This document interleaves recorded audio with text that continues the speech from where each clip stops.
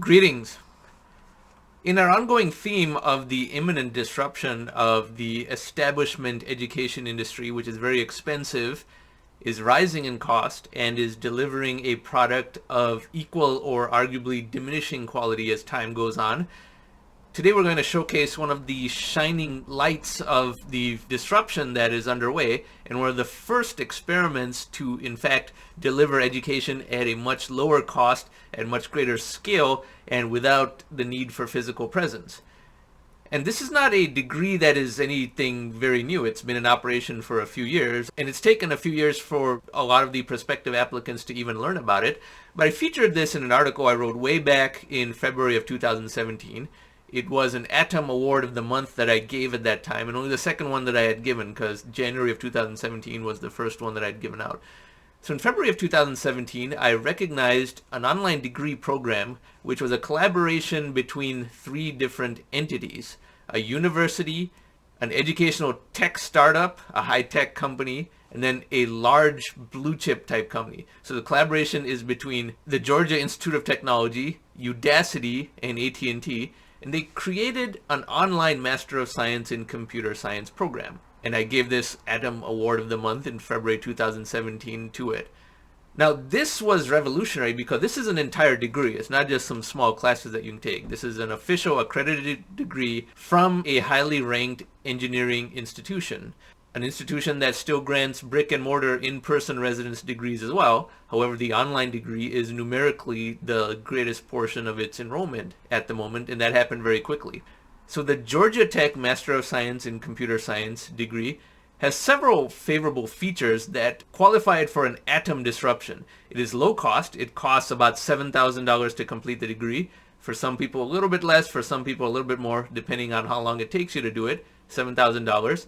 The degree is completely online, which is possible in a field like computer science. That's not possible in a field that requires a lot of laboratory work or clinical work. But for fields that are completely hands-off, which computer science is, in that you don't have to interact with another person in the same physical proximity or deal with any equipment that has to be in a certain laboratory, this paradigm works. And because it's online, it can accommodate a huge number of students. The brick and mortar program at Georgia Tech can only enroll around 300 Masters of Science in Computer Science students per year and grant that many degrees per year, whereas the online version can do as many as 10,000 at once. So that creates a certain amount of scale. And the fact that you don't have to be there in person is another plus because, as you know, this type of thing is borderless. A lot of the students studying computer science at the graduate degree level in the United States are from foreign countries, mostly from India, but also from China, Russia, and other such countries. And they have to deal with student visas and relocation and what time of the calendar year that the program starts in, and all those bottlenecks that are frankly obsolete in the 21st century. This degree can be done online, which means they don't have to leave their country. They don't have to start it in late August, early September. All of these flexibility benefits exist, and the low cost $7,000 is very low even in relation to the wages of those countries. So even for someone in India, $7,000 for a Master's of Science in Computer Science degree from a high-ranking institution like Georgia Tech is a pretty affordable threshold and an affordable aspiration. And they don't have to come to the United States to study that degree. They can get their degree without even having to leave their home. So as we look at this article, the bullet points summarize what I just said: lowering the cost of the degree, increasing the scale of the degree, decoupling the need for a student to be physically located where the degree granting institution is, and by creating a cumulative number of such degrees, this can expand to other fields of study that don't require an in-person hands-on component to the receivership of the degree, and have the same template applied to other institutions. Because to me, the biggest factor is not really the cost or even the remote nature work of the learning, that one doesn't have to worry about student visas and relocation and such anymore. It's the much larger number of such Masters of Science in Computer Science level people can be educated. Remember, the atom always finds new ways to further the growth of the atom. Computer science is the most pure atom field that one can study for the most part. Software is always the most essential element of all technological progress, and the most dematerialized element, and therefore the fastest moving and the most financially lucrative for sure. And the atom found a way to increase the number of people who are studying computer science and contributing to the growth of software engineering.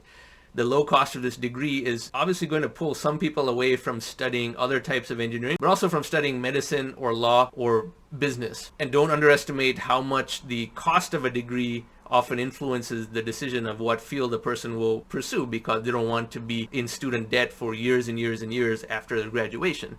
People who are borderline, yeah, they may shift over to computer science. They won't if they had absolutely no interest in it, but people who are on the fence about computer science versus law or computer science versus medicine, the fact that this degree is practically free relative to those causes some shift over. Now here's what's interesting about the number. So we go directly to the website for the Georgia Tech Online MSCS program. And I scroll down here. The applications to this program are still surprisingly few. 37,500, enrollment is 10,500, and graduates about 3,800. Now, given how many people in the world want to study computer science, and some fraction of those are qualified to at least get admission, this number is still low because not enough people have heard about this yet. It is a fully accredited degree from a well-known brand name institution. But here's the thing. This has already let the genie out of the bottle in terms of the number of people who have a Master's of Science level degree in computer science. I looked up the data from the US Census Bureau. There are only 12,000 Master's of Science degrees in computer science granted in the United States each year before this program. And if you limit that to institutions that are ranked at the same or higher level than Georgia Tech, that shrinks to about maybe 2,000 per year. Now this program, which can in theory accommodate 10,000 students, will very quickly become the largest enrolled program in computer science among all high-ranked institutions, and therefore it will become the most frequently observed alma mater of computer science alumni, especially those with Master's of Science degrees. Therefore, it is flooding the market with people from this institution relative to all others, and that creates a very powerful alumni network. Every single software company in the world will have someone with an MSCS from Georgia Tech at this point, simply because of the numbers game involved. But it completely destroys the customer base for all institutions ranked lower than Georgia Tech. Why would you go to something ranked lower than Georgia Tech and attend that degree program in person and pay a higher price versus just do this particular program? There's no reason to do that. People's thinking about what is prestigious and what isn't takes some time to shift, but in a pragmatic sense, there's no reason to go to any institution lower ranked than Georgia Tech versus doing this online degree. Sure, if you can get into an institution higher ranked than Georgia Tech, such as MIT or Stanford, go for that and attend that in person.